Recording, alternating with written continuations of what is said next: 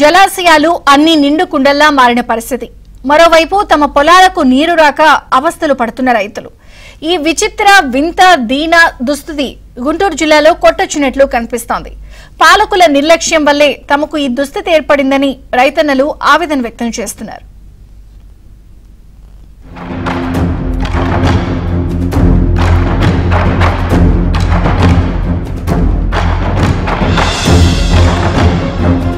ఆంధ్రప్రదేశ్ రాష్ట్రంలో కనుచూపు మేర ఎక్కడ చూసినా నీరే నీరు. ప్రాజెక్టులు నిండి సముద్రంలోకి వృధాగా పోతున్న పరిస్థితి. వాటర్ వాటర్ ఎవ్రీవేర్ అన్న ఆంగ్ల సామెతలాగా ఎటు చూసినా నీరే ఉన్నా పొలాలకు మాత్రం చుక్క అందక గుంటూరు ఛానల్ ఆయకట్టు రైతులు అవస్థలు పడుతున్నారు. ప్రతిపాడు నియోజకవర్గంలో విస్తరించిన గుంటూరు ఛానల్ ద్వారా నీళ్లు రావడం లేదు. ఎగువ నుంచి వచ్చే నీరు పొలాల్లోని పంటలకు అందకపోవడంతో వరి ఎండిపోతోంది. అటు కృష్ణా డెల్టా కింద నీరు లభ్యత ఉండడంతో రైతులు వరి సాగు ప్రారంభించారు. ప్రతిపాడు నియోజకవర్గంలోని పొలాలకు గుంటూరు ఛానల్ నీళ్లే ఆధారం. ప్రస్తుతం గుంటూరు ఛానల్ మొత్తం గుర్రపుడెక్క తూటికాడతో నిండిపోయింది. ఈ తూటికాడతో నీటి ప్రవాహానికి పెద్ద అవరోధంగా మారింది. వడివడిగా పెరగాల్సిన వరి ఎండ వేడిమికి వర్షాభావానికి అల్లాడుతోంది. సాగునీరు లేక అన్నదాతలు లబోదిబోమంటున్నారు.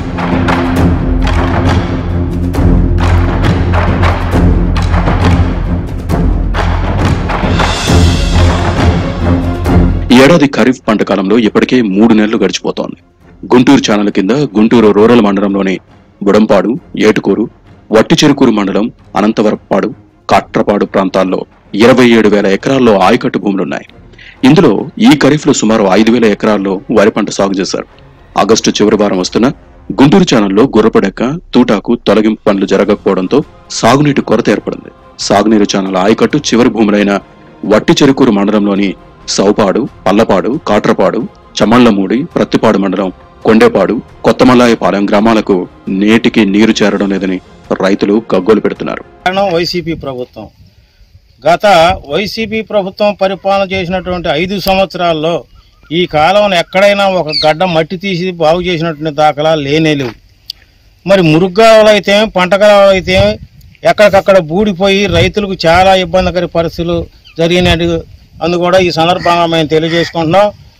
మా కాన్స్టిట్యున్సీ ఎమ్మెల్యేగా 2019లో వైసీపీ ప్రభుత్వం ఆవిర్భవించినాక సుచరిత గారు హోమ్ మినిస్టర్ కూడా చేసిన సంగతి మనందరికీ తెలిసినటువంటి విషయం. కనీసం ఆయన గుంటూరు ఛానల్ బాగు చేయమని మేము అడిగినటువంటి సందర్భాల్లో మీరే సొంత ఖర్చులతో బాగు చేసుకోండి, మా దగ్గర నిధులు లేవు అని నిర్లక్ష్యంగా కూడా సమాధానం చేయడం కూడా జరిగింది. ప్రస్తుతం గుంటూరు ఛానల్ ఆయకట్టు పరిధిలో 5,000 ఎకరాల్లో వరి పంటలు సాగవుతున్నాయి. ఈ దశలో పైరుకు అందుబాటులో సాగునీరుండాలి. గడిచిన 2 వారాలుగా నీరు అందకపోవడంతో పంటలు ఎండిపోతున్నాయి. గతంలో ఎప్పుడు సాగు చేయనంత ఎక్కువ భూమిలో ఈసారి వరి సాగు చేస్తున్నారు. ఎకరం వరి పైరు సాగుకు ఇప్పటికే 8,000 నుంచి 10,000 రూపాయల వరకు పెట్టుబడులు పెట్టామని కర్షకులు వాపోతున్నారు. ఈ గుంటూరు ఛానల్ ఈ దుస్థితి పడటానికి మరీ ముఖ్యంగా జగన్ గవర్నమెంట్ లో గుర్రపడెక్క తీయడానికి కూడా డబ్బులు లేకుండా రివర్స్ టెండర్లు వేసి రైతులతో ఆడుకున్నారు.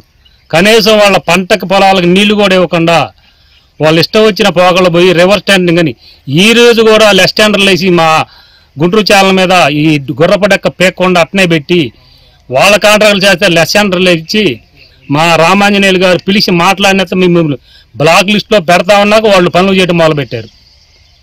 అందుకని రామాంజనేయులు గారు ఈరోజు థైలాండ్ ప్రాజెక్ట్ కాడికి వచ్చి ఈ కాలం యొక్క పని చూసి రైతులకు ఎక్కడ మాగాళ్ళు ఎండిపోతున్నాయి, ఎక్కడ నీళ్లు లేవు. గత వైసీపీ ప్రభుత్వంలో గుంటూరు ఛానల్ నిర్వీర్యమైందని, ప్రస్తుత కూటమి ప్రభుత్వమైన ప్రత్యేక దృష్టి పెట్టి తమను ఆదుకోవాలని రైతులు కోరుతున్నారు.